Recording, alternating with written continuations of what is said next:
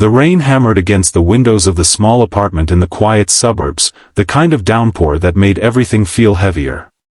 Marcus Reyes sat on the worn couch, staring at the blank TV screen, his 8-year-old daughter Lily asleep in the next room. The clock read 8:47 p.m. He had walked out of Apex Dynamics headquarters that afternoon for the last time, no dramatic scene, no yelling. Just a quiet resignation letter placed on his manager's desk, followed by a walk past security with his head high and his heart sinking. For 7 years, Marcus had given everything to that company. He started as an entry-level engineer, worked nights while his wife fought cancer, then kept going after she passed, raising Lily alone. Promotions came slowly but steadily.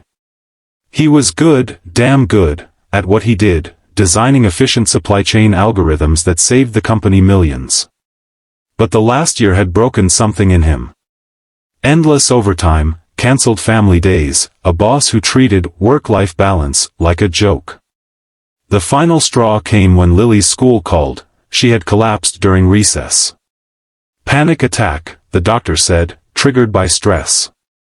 Marcus had missed her last 3 parent-teacher meetings because of deadlines. He couldn't miss this.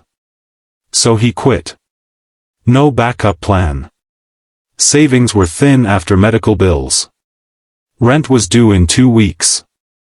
But he couldn't keep trading his daughter's peace for a paycheck. A knock at the door startled him. It was firm, insistent.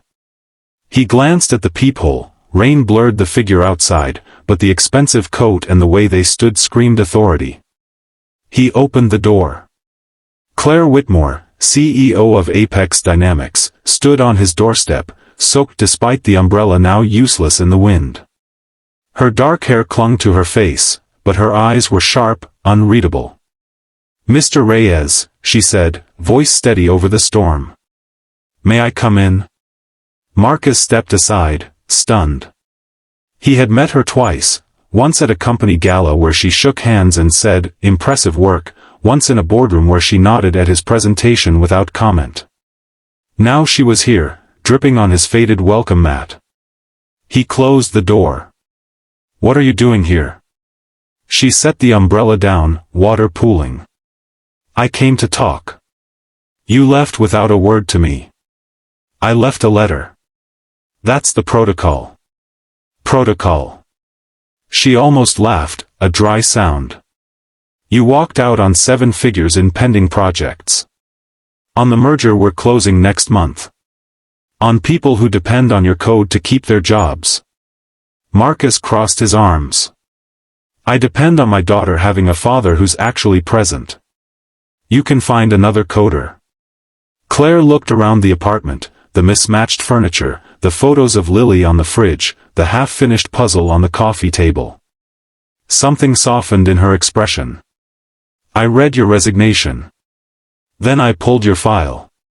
The overtime logs. The missed leaves. The hospital records you never submitted for reimbursement." She paused. "You never asked for help. I didn't think it would matter. It matters now." She reached into her coat pocket and pulled out a folded envelope. "This is a new offer. Not the same job." Marcus didn't take it. "I'm not going back. Not asking you to." She set the envelope on the table. "Effective immediately, you're on paid leave, 6 months, full salary. Remote work when you're ready, flexible hours. No mandatory overtime. A dedicated team to offload your workload. And..." She hesitated, the first crack in her composure. "Full coverage for Lily's therapy.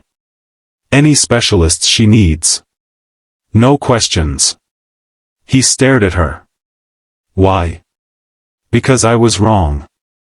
Claire's voice lowered. "I built this company on results, deadlines, output.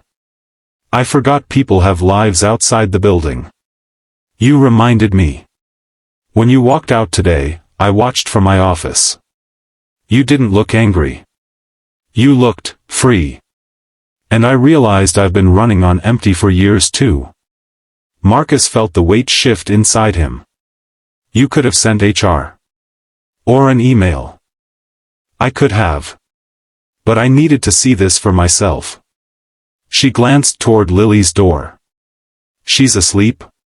Yeah. Rough day. Claire nodded.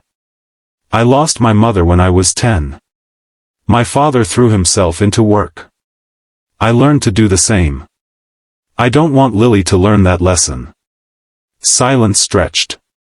Rain tapped the windows like impatient fingers. Marcus finally picked up the envelope. He opened it. The numbers were generous, more than generous. But it was the handwritten note clipped to the contract that caught him.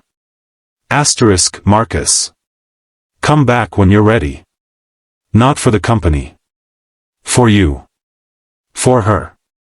We need people who remember why we build things in the first place.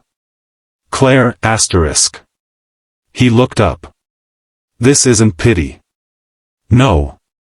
It's respect. Long overdue. He exhaled slowly. I need time to think. Take all the time you need. The offer stands. She turned toward the door, then paused. One more thing. Tomorrow, if you want, bring Lily to the office. No meetings. Just the rooftop garden. She can feed the fish in the pond. No pressure. Marcus almost smiled. She'd like that. Claire opened the door, rain rushing in. Good night, Marcus. She stepped out into the storm. The next morning, the sun broke through the clouds. Marcus made pancakes, real ones, not from a box. Lily woke up smiling for the first time in weeks. Daddy, are we going somewhere today? Maybe, he said, flipping a pancake. Somewhere with fish. 2 weeks later, Marcus returned to Apex, not as the same man who left, but as someone who had finally set boundaries. His team noticed the change. Projects moved faster because he wasn't burned out. Claire started leaving the office before 7 p.m. She even attended Lily's school play. And sometimes, late at night, Marcus would look at the contract on his desk and remember the knock on the door. How one walkout had flipped everything. Not because the CEO was kind. But because she was finally willing to listen.